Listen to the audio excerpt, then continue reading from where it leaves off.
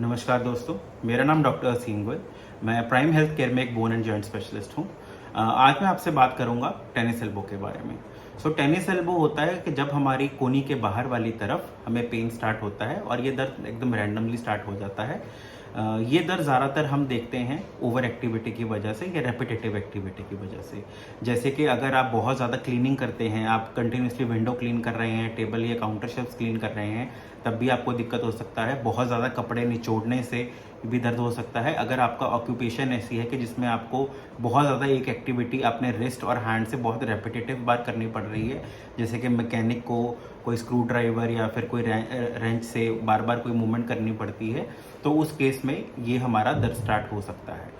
तो ये दर्द का बेसिकली जो इसमें पैथोलॉजी है वो क्या होती है, तो बेसिकली हमारे जो एक्सटेंसर कंपार्टमेंट के मसल्स हैं, जो पीछे वाले हिस्से के मसल्स हैं, वो हमारे यहाँ पे बोन पे अटैच होते हैं। तो इसका कॉमन एक्सटेंसर ओरिजिन होता है। तो उसके कारण क्या होता है कि हमारा वो रेपिटेटिव मसल एक्टिविटी की वजह से वहाँ से जहाँ पे ये मसल्स अटैच होते हैं जाके वहाँ पे रेपिटेटिव एक्टिविटी की वजह से डीजनरेटिव चेंजेस और इन्फ्लेमेटरी चेंजेस आ जाते हैं, जिसके कारण हम जब ये मूवमेंट वो रिपीट करते हैं तो हमें वहाँ पे पेन पैदा होता है। तो सबसे ज़रूरी इसका ट्रीटमेंट में पार्ट होता है कि हमें अपनी वो रेपिटेटिव एक्टिविटी थोड़े टाइम के लिए बंद करनी पड़ती है और हमें यहाँ पे हमारा जो मेन ट्रीटमेंट का पर्पस होता है वो होता है इन्फ्लेमेशन को कम करना। तो इन्फ्लेमेशन कम करने के लिए सबसे पहले तो जैसे मैंने बताया कि हम अपनी एक रेपिटेटिव एक्टिविटी को कम कर देंगे। सेकेंडली हम यहाँ पे कोल्ड फॉर्मेंटेशन करेंगे, बर्फ़ का सेक करेंगे। थर्डली हम इसमें नसाइड्स यूज़ करते हैं या हम स्टेरॉइड्स यूज़ करते हैं इन्फ्लेमेशन को कम करने के लिए।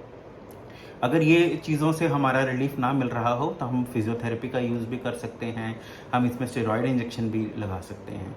90% ऑफ केसेस में तो इतने से ही ट्रीटमेंट से ये ठीक हो जाता है, लेकिन 10% अराउंड केसेस में ये इस मॉडलिटीज़ के बाद भी, फिजियोथेरेपी मॉडलिटीज़ और ये ट्रीटमेंट के बाद भी रिलीफ नहीं मिलता, तो हमें ऑपरेटिव प्रोसीजर्स भी इसमें करने पड़ सकते हैं।